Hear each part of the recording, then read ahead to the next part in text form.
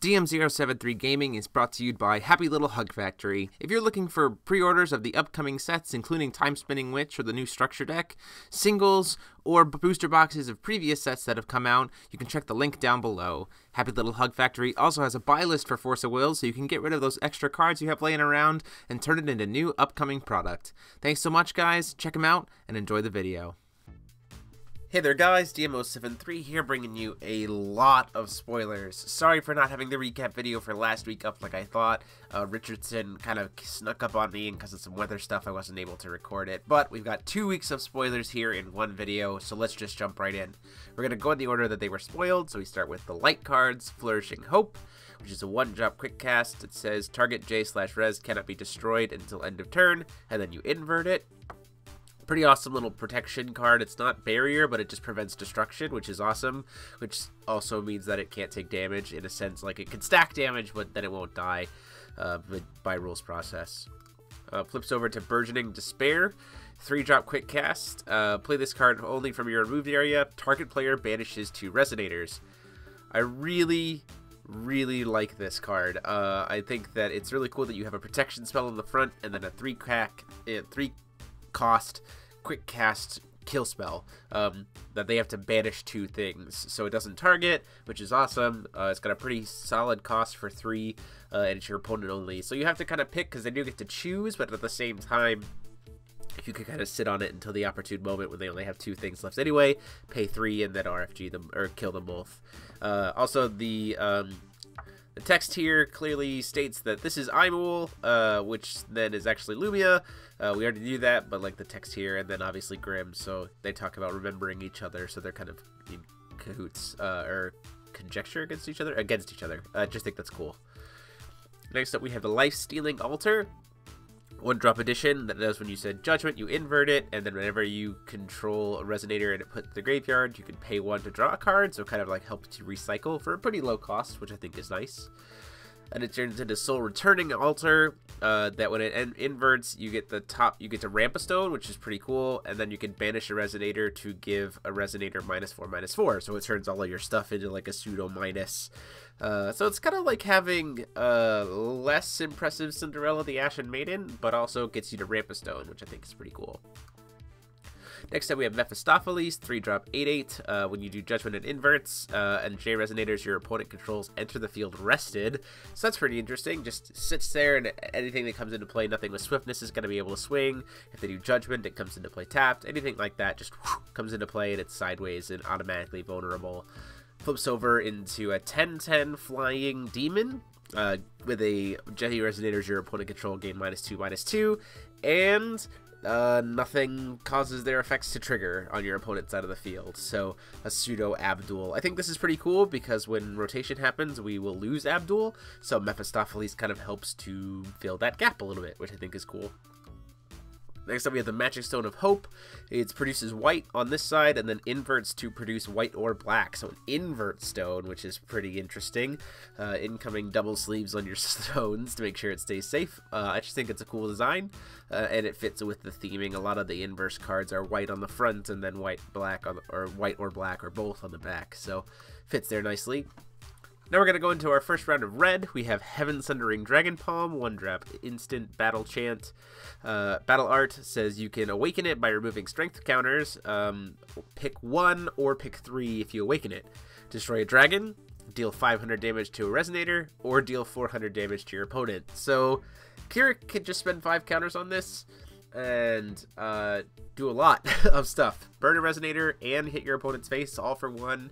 And then if they're playing dragons, which you'll see a little bit more of here in a little bit, you can just kill it right off the bat. Pretty cool stuff. Next up, we have the Home of the Ultra Dragon, 3-drop edition. Whenever a Resonator of total cost 2 or less enters the field, boom, 600 damage to it. If this edition, it hits both players, so keep that in mind. But I mean, if something like this sticks, it can be pretty devastating against certain decks. Cough, cough, Lumia's command, cough, cough. I just think it's a little bit hard to stick at 3-will right now, but if it does resolve or you can bring it in off Another World Dreams, I think this is pretty cool. Next up, we have the Ultra Dragon Flame Spear, 5-drop Or you can rest a Ultra Dragon Shooting Star you control to make it 0 cost. Deals $1 grand to everything on the field, including J Rulers. Really expensive board wipe, but what is this Ultra Dragon you talk about? Ta-da! Here he is, 3-drop 10/10. So unfortunately, he kind of kills himself, but it's part of like you tap him and sacrifice him to blow up the board. Flying Dragon Guardian with barrier from blue and black. When a Resonator enters the field under your opponent's control without having been played from his hand, so this is being flickered by Lumia, this is being reanimated, this is being brought in by Farer, anything else, it says this card deals 2,000 damage to it. Keep this in mind, this effect does not target, it just goes boom, you get blown up. So Farer can't protect whatever he brings into play with a counter, anything else like that. It's just dead. I think this is huge. 3 cost triple red makes it very difficult to splash, but in red decks I think this is an excellent card. And then when this card is put into the graveyard, you have to discard a card at random as part of the cost for it. I think this card is very well balanced. I think this card is going to help red mid-range, especially Keurig, see a lot more play in the meta we're going into. I'm very excited to see how this plays out. Next up, we are getting into our blue cards. People are getting very excited for blue. We have Biri Biri Ball. It is a 1-drop quick cast chant that says rest target Resonator. If its weather is thunderstorm, deal damage to itself equal to its attack. So 1-drop kill spell if it's thunderstorm practically. Pretty good for blue. Blue's getting a lot of seemingly really good stuff out of thunderstorm. We just got to know how to get to the thunderstorm better. We have the Lightning Phantom, 3-drop 7/7 Spirit. Says the weather is rain for 1 colorless, and then the weather is thunderstorm if the weather is rain for 1 blue. That's pretty awesome. So we've got a creature that can help us turn on thunderstorm whenever we need it. Good to see that we're getting more of those effects. Next up, we have Silent Mermaid. This card is insanely hyped. Very excited about it for blue. 2 blue and 6. 6/6 Mermaid says if the weather is thunderstorm, your opponent cannot play cards during your turn. So if we find a way to be able to make it permanently thunderstorm the second we start our turn and this lady's on the field, your opponent just has to sit there and only use activate abilities. So no cancel spells, no Otherworld Dreams, no Severing Winds, no anything. This card is pretty good. I definitely think that's going to be pretty standard in most Mermaid decks. Especially more and more I see that we're going to be playing a lot of Thunderstorm over weather as rain, so I'm pretty excited about that. Next up we have Thunderwave, 2-drop quick cast. Bounce an entity back to its owner's hand, so any entity that's not a Magic Stone or a J Ruler, and then you draw 2 cards if the weather is Thunderstorm, so it's a free, replaces itself and you get to draw a card and you remove, so it's a +2. If you manage to do Thunderstorm on this. I think that's really nuts for a 2-cost card.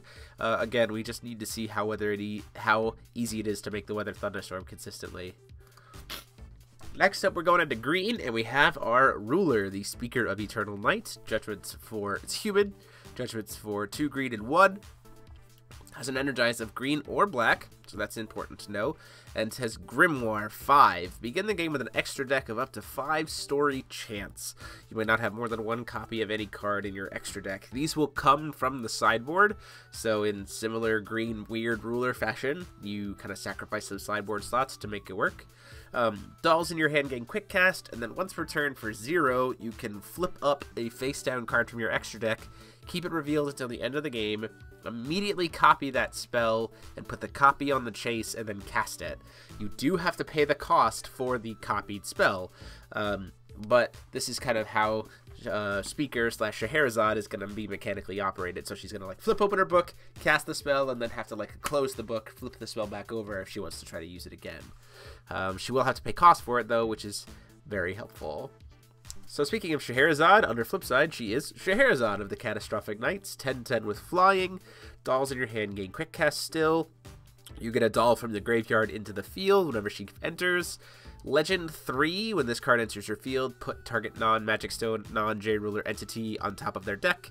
Legend 5, when this card enters the field, search your deck for a doll and put it into the field, then shuffle your deck. So we don't quite know what legend works like yet, but I would imagine it's the number of face-up story chants that you have from your extra deck. So if you've revealed all 5, and you haven't tried to flip them back over and use them again, Scheherazade is much more powerful on J-flip. Whereas opposed to if you don't flip as many, or you're trying to flip them back down and use them again, she's not going to be as impactful on her J-ruler side. Which I think is kind of the balance. So you're like, if you're just kind of going all in on Scheherazade, you're flipping up your spells, you know, that's fine.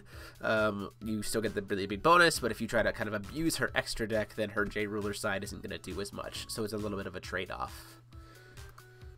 We have our first doll, Cleaning Doll. 3-drop 7/8. When it enters the field, destroy target non-magic stone, non-J/resonator entity. If you do, you can flip a card in your extra deck face down. So we're already seeing a little bit of that recycling of the stories. We have our first story, The Puppet's Last Days, 1-drop green, banish a doll as an additional cost, destroy target resonator, so you can just kind of put this in your extra deck and know that you have a kill spell in there, but you'll have to kind of sacrifice one of your resonators to do it. Knowing that Scheherazade can bring one back, though, that's kind of a mitigated cost. Now we have the Unanswered Mermaid Prayers, 1-drop chant story, with our creepy little dolls at the bottom. Just says, until end of turn, your opponent's weather is clear and cannot change. So you kind of say, nope, no weather for you for the turn, provided you can cast this. Now keep in mind, if the weather becomes thunderstorm and they've got Silent Maiden, then you're just out of luck. So we'll have to see if Shayla has a way to start the turn with thunderstorm off of her sealed item when we get it in play. Next up, we have Embrace of Darkness, our first Darkness spoiler for this time. 2-drop quick cast, destroy target resonator with total cost 3 or less. I really like this card. Hard removal is great. 3-cost resonators are pretty good on the curve. Being able to kind of stoning to death it in a more fair stoning to death for double black, being able to kill it, I think is awesome. It's good to see an effect like this come back for black. Then we have Heavenly Fruit, which is a 1-drop chance. It says discard your hand. Then for the rest of the turn, you can play resonators from your graveyard this turn. And then if a card, after you've discarded, if a card would be put into your graveyard from anywhere, it gets RFG'd. So you kind of sacrifice your whole hand, can cast stuff from the graveyard for the turn, and then until the end of the turn, anything that dies or gets reused is going to get RFG'd. Next up, we have Refuge Collector, a 1-drop 3/3 human. I don't know why it's not a doll, but it is a human. It says whenever a player discards a card, put a +1/+1 counter on this card. So if they discard 5 cards, 5 +1/+1 counters. So I can see this guy definitely being something that gets used a lot as an early game in discard decks. It feels like we're getting a lot of discard effects. I'm feeling like we're going to get a lot of discard effects, so can't wait to see what comes out of this. Next up, we have Thought Control. Says your opponent reveals their hand, you choose any card from among them with total cost 3 or less, and they discard it. This card's insane. I think it almost practically replaces Scorn of Dark Alice and Nameless Mist based on what the format is right now. Nameless Mist can just grab Severing Winds, which is pretty great, but most cards are 3-drop and less. So I think Thought Control is just really, really good, at least in the meta is now. If the game slows down a little bit and we see ourselves playing more heavy costed creatures or spells, this card obviously becomes less impressive, but I still think this card is something that you're going to see a lot of play with. Next up, excuse me on the sizing there, we have our second week of spoilers, starting with white again. We have Relief Aid. Put target resonator from your graveyard into your hand. If it's a panda, you get a gem of any attribute. For 1-drop, being able to recur those pandas, white isn't a color that typically has recursion, so it's kind of cool to have that back. Plus, at the same time, pandas can get some gems while it's happening, so I think that's pretty cool for them. Then we have Gem Mallet Panda. Finally see a 1-drop panda. That's pretty good. I think a lot of panda players everywhere are going nuts over this card. You get a gem of any attribute when it enters play, and then you can banish a gem to produce 1 will of any attribute shared with the gem banished this way. So you can sack any gem, produce will. So it's also ramp for pandas, which I think is pretty awesome. And then you can banish 3 gems that share an attribute and banish 2 wills of an attribute shared with all gems. So you can be like, I'm going to sack 3 stones, produce 2 will, or 1 stone or 1 gem to produce 1 will. This guy gets to pick a gem of any attribute when he comes into play is nuts. Not to mention if you're playing Tigris, he's also going to produce you a light will because he's a panda. I really like this guy a lot. I think he's going to be a major player in panda decks moving forward.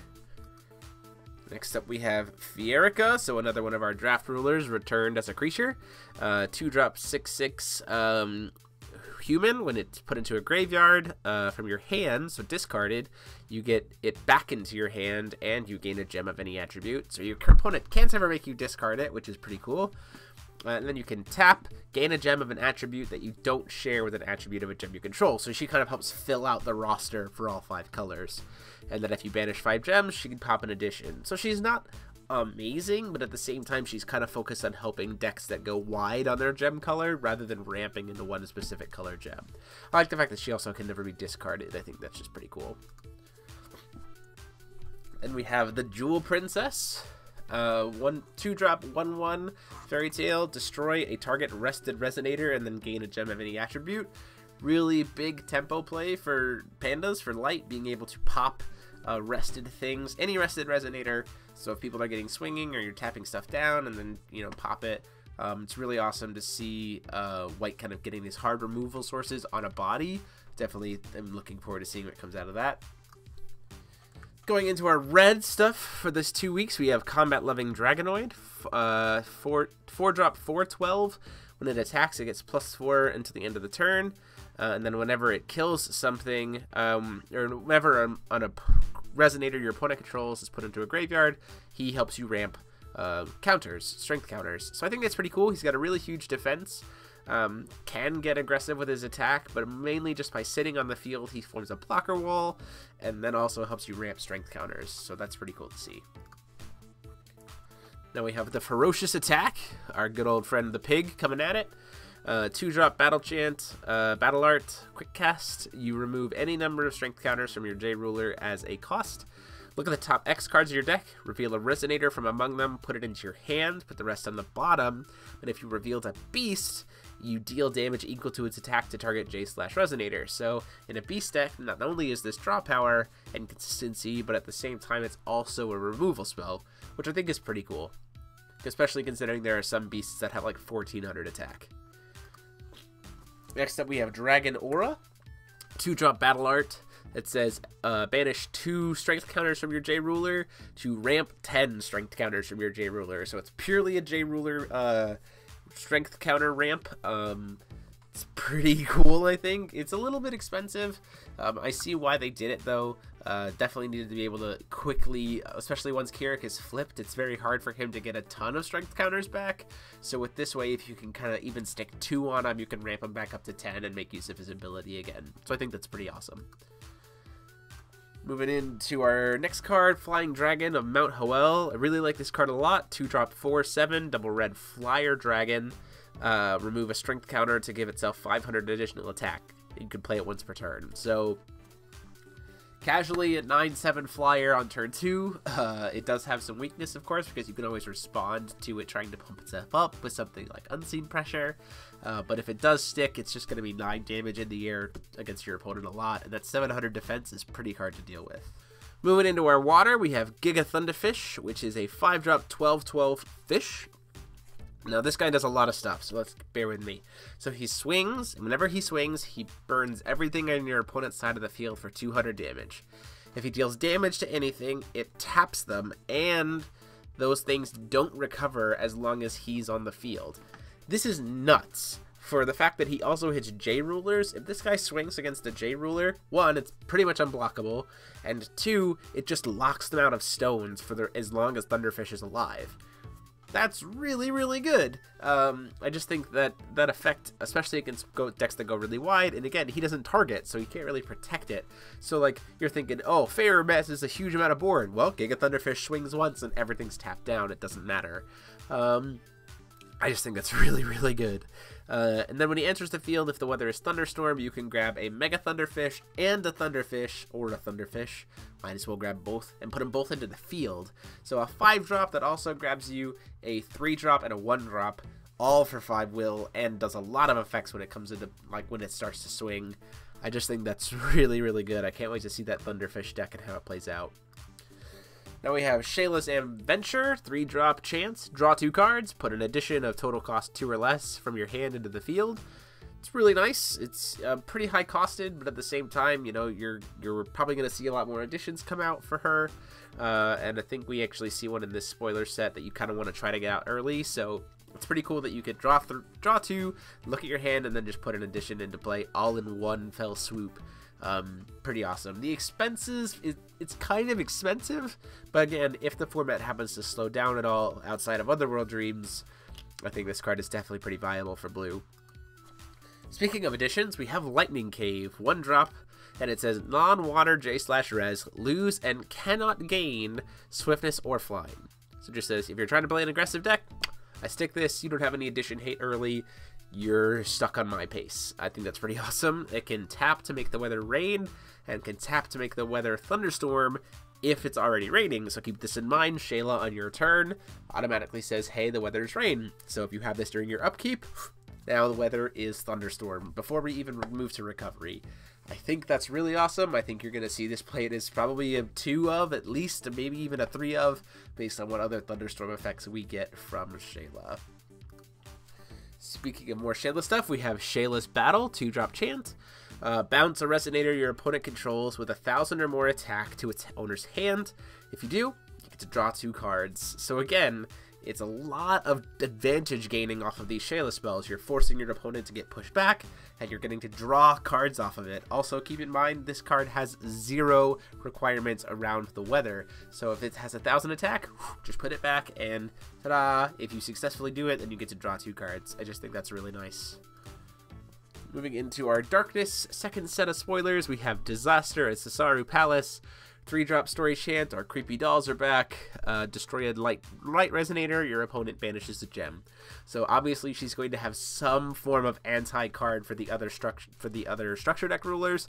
We'll just have to see how it goes. Being a 3 cost, I think, is totally fine, and the fact that your opponent gets to pick the color of it, again, pretty fine. It just doesn't, it definitely feels like a card that's going to sit in your sideboard, and then if you see you're playing against pandas, you'll bring it in. We have our super rare Ruined Story, so a quick cast chant for 1 drop, 1 green, 1 black, and it chooses 1. So your opponent banishes a resonator, or flip over 2 revealed stories in your extra deck, or recur a resonator from your graveyard, or cancel a spell unless your opponent pays 1.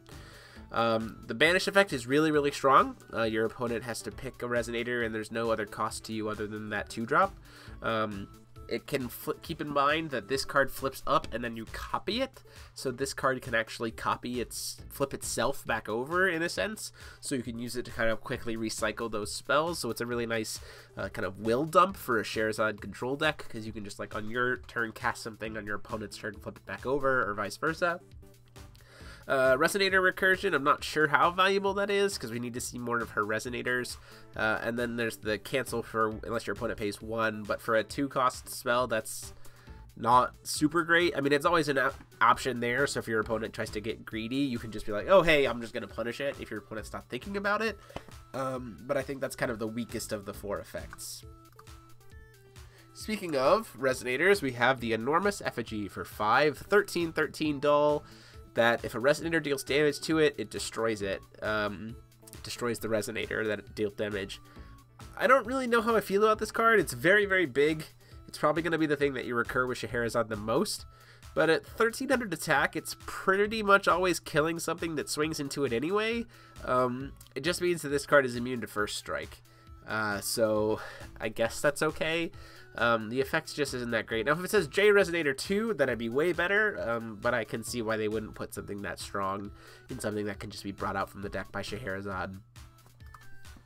And we have Scheherazade's Stone, which is the Speaking Stone, special magic stone. It has barrier, so it can't be affected by Captain Hook or Allosaurus, even though Captain Hook's banned, but you get my drift. Produces green or produces darkness to play story chants. So that situational dual colorness to it, I think, is really, really nice. And now we get to our last spoiler. These just came out. We have our new ruler, our 3rd of our brand new rulers. We have the Dusk Girl. She is a fairy tale. Judgments for darkness, only if you have no cards in your hand. Energizes for black or red, and she says pay red, discard a card. It deals 500 damage to target resonator. If you discarded a dinosaur, she's actually dealing 700. So essentially, any card in your hand becomes Demon Flame, which is pretty cool. Just being able to ping resonators off early, and I'm imagining she's probably based on discard, right? So let's go see what her other side is. We have Scarlet, not Nyarlathotep, the Crimson Beast. It is Nyarlathotep. Let's not kid ourselves. She's a 10-2, so in that classic Little Red the Wolf Girl stat line, she is a Cthulhu. She has swiftness, imperishable, precision, and first strike. This is crazy. She has that low defense, which is, keep that in mind, is part of the reason why she's so easy to flip over and kind of use multiple times. It's cool that she gets that imperishable, though. And it says, damage cannot be prevented. Now, we're going to stop there. Before we get into the rest of it, damage cannot be prevented. That means that this J-Ruler, when it's flipped up, your opponent, if they're playing Darktree, is just going to take all the damage, because Darktree is the one who's preventing the damage, and Scarlet says, no, you can't do that anymore. So keep in mind, this ruler literally says Darktree doesn't work. So if your meta is Darktree heavy, or if you're playing a Darkness deck, I can honestly potentially see this card being played as a counter to Darktree, just in the sideboard, which I think is pretty cool. And it says, whenever a J Resonator that was dealt damage by this card this turn is destroyed, she recovers, so she can hit stuff twice, which I think is awesome. And she can only trigger that ability once per turn. And then she can give herself additional attack to help with that first strike damage by paying red to pump herself up plus 200 attack until the end of the turn. This is a really cool mechanic. This is a really cool idea. It's good to see kind of that counterplay to Tree come up, but I definitely want to see more of her support, especially since she seems to rely on discard cards. So let's go ahead and jump into it. So we have 4-drop Dark Impact, 1 black and 3. Just says destroy target resonator, but you can also put a dinosaur from your hand into the field. So this is a kill spell and a cheat-in spell, which is nuts, I think. And again, it's helping to thin her hand out, which I think is probably what she wants to do most of the time. Then we have Look of Despair, 3-drop chance, your opponent discards 2 cards, but it has this ability says null, and what null means is if your hand is empty when this card is resolving, it gains this effect. And it says your opponent discards 3 cards instead. So this is a 3-cost card that if it's the only card in your hand, you go, whoop, you're going to have to discard 3 cards out of your hand for my 3 will that I invested. That's really, really huge, but again, it's definitely going to be dependent on how good she is without having a hand, or how much she can make use of the graveyard. Speaking of dinosaurs, though, we have Voidosaurus, who is a 6-drop 14/14. It says, no, this card gains the following text as long as you have no cards in your hand. So if you're playing this and there's no cards in your hand other than this when you're playing it, ta-da, it gains the extra text. And it says, you may pay 4 less to play this card. So there you go. You can play this guy for 2. So it can be a 2-drop 14/14 if your hand is empty. So definitely feels like a high risk, high reward kind of deck. I know I, for one, am very excited about this. Keep in mind, this card can be cheated in off of the Dark Impact spell because it is a dinosaur. Yeah, very interesting mechanically wise. I'm very excited about it, but that is actually all the spoilers we have for the past 2 weeks. Again, I'll be doing a recap video next Thursday, hopefully with one of our new unsealed rulers. Let me know what you guys think about all these spoilers and being all caught up. I know I, for one, am getting more and more and more excited about this set, and I'm really happy to start cracking packs open for you guys.